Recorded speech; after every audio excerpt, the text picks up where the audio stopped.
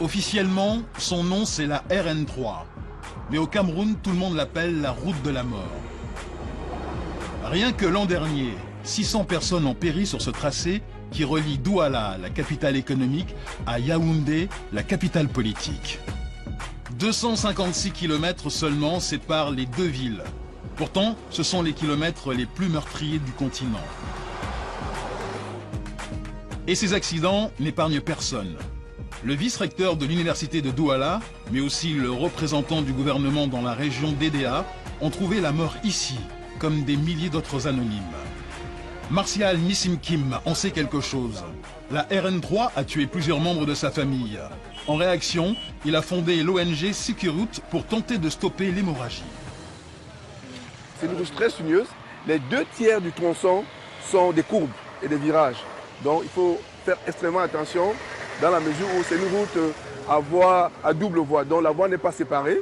Donc tous les usagers utilisent la même section de route. Une route à deux voies, d'autant plus dangereuse qu'elle est surchargée. Sur la RN3, le trafic est démentiel car c'est un axe vital pour le Cameroun et au-delà pour toute la sous-région. C'est le seul accès à la mer pour deux pays enclavés, le Tchad et la Centrafrique. Pour Thierry Kepedem, directeur de l'assureur AXA au Cameroun, les accidents sur cet axe routier ont un impact très négatif pour le pays. Ça coûte cher au pays, en vie humaine, mais également, d'une manière générale, ça coûte cher au développement économique du Cameroun, puisque c'est quand même des ressources humaines qui disparaissent. Et en ce qui concerne spécifiquement le secteur des assurances, nous faisons face à deux types de problèmes en particulier. Les nombreuses victimes d'accidents de la circulation dont les responsables ne sont pas assurés. Il faut quand même savoir que nous estimons, la profession estime que le taux de non-assurance avoisine les 50%. Et puis deuxièmement, pour les véhicules qui sont assurés, bien sûr, ça coûte cher aux assureurs. Il faut savoir que la charge sinistre dans ce domaine augmente en moyenne de 10% tous les ans. D'après les statistiques, les accidents les plus coûteux sont provoqués par les bus et les poids lourds, souvent trop chargés. Alors, pour faire baisser le nombre d'accidents, l'accent a été mis sur la surveillance au bord de la route et le contrôle systématique. Désormais, à la sortie de Douala, pour tous les camions, c'est pesée obligatoire et ça marche. Je me souviens, lorsque j'ai été affecté ici, on avait en moyenne 1000 véhicules qu'on pesait par jour. Et dans les 1000 véhicules, on avait une moyenne de 70, 64 à 80 surcharges. Mais depuis sensiblement 6 à 7 mois, les surcharges ont considérablement baissé. Mais les transporteurs ont quand même compris le bien fondé parce que les amendes sont aussi suffisamment dissuasives. Le point positif de cette mesure, le nombre de morts sur les routes camerounaises est en diminution. Mais c'est loin d'être suffisant. Et les chauffeurs de poids lourds refusent d'être désignés comme les seuls responsables. Je donne d'abord la responsabilité à l'État qui est cause de ça. Pourquoi? Parce que cette route Douala-Yaoundé est dépassée. Oui, ok, donc la route est petite. C'est une route qui a été conçue quand je partais à l'école. La deuxième cause, l'entretien des véhicules. L'entretien des véhicules. Il y a des patrons ici. Si vous voyez l'état de leurs véhicules, ça ne vaut pas la peine. Ok. Bon, bonne route, hein.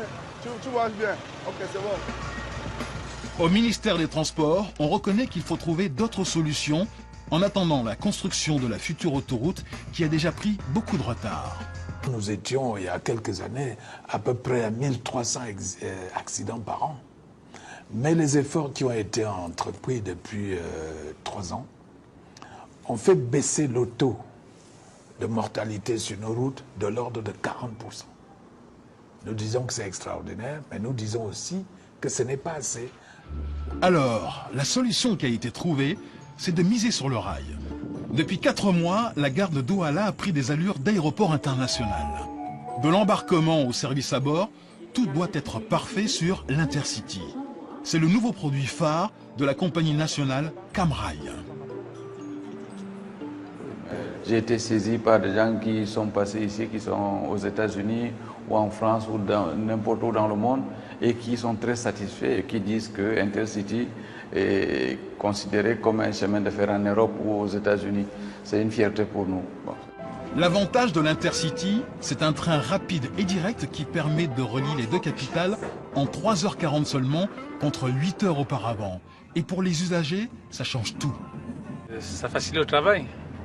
Disons que ça peut améliorer la qualité du travail. On peut continuer à travailler pendant qu'on voyage. En 4 mois, l'Intercity a transporté plus de 100 000 passagers. Essentiellement une clientèle d'hommes d'affaires. Problème, pour le moment, Camrail ne possède encore qu'un seul train rapide, mais surtout, il n'y a qu'une seule voie sur le tracé, ce qui limite la fréquence à 2 allers-retours par jour. Sur l'axe Douala-Yaoundé, c'est donc le bus qui reste en volume le moyen de transport le plus utilisé. Et face à la concurrence du train, les transporteurs sont montés en gamme. Le leader du marché, Buka Voyage, propose désormais 10 voyages VIP par jour à bord de 12 bus flambant neufs. Donc là, on est dans un de nos bus Prestige, une de nos dernières acquisitions, avec bien sûr l'air conditionné, écran individuel pour chaque passager, avec le service à bord, parce que notre souci est d'améliorer tout le temps notre offre auprès de notre clientèle.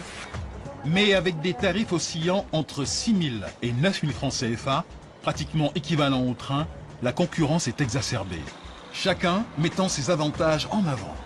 L'Intercity nous a pris pas mal de clients, mais beaucoup sont revenus parce que nous avons beaucoup plus de départs par jour et beaucoup plus de flexibilité avec le même confort peut-être pour la première classe. Si le bus est le moyen le plus flexible et le train le plus sûr, l'avion reste le moyen le plus rapide pour aller de Douala à Yaoundé. 30 minutes de vol en tout. Un service ultra rapide, mais qui a un coût. 70 000 francs CFA, l'aller simple.